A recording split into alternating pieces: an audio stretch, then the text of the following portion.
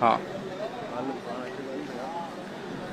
अच्छा साईं, शहीद सहाफ़ी नसरुल्लाह गडाणी जे क़त्ल केस जो तव्हां ते केस नामज़द कया विया आहियो तव्हां उन में, त छा तव्हां ते इल्ज़ाम आहे, छा तव्हां MNA जी सीट छॾे इन्वेस्टिगेशन खे फेस कंदो या को ॿियो तरीक़ो इख्तियार कंदो? कोर्ट में इन ले आया हूँ, मां पंहिंजे पुटनि खां बि ॿाहिरों घुराया आहिनि कि इंसाफ थे, शहीद की लाश से सियासत न थे।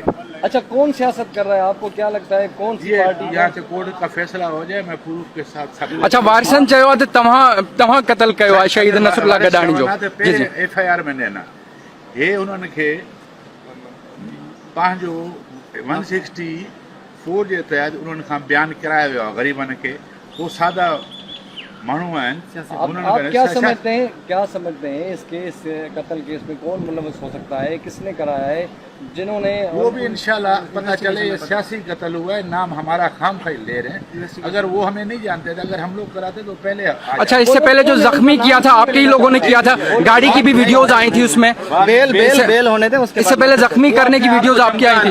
बेल हो, वो जो सियासी है ना, चमकाल है जो हारे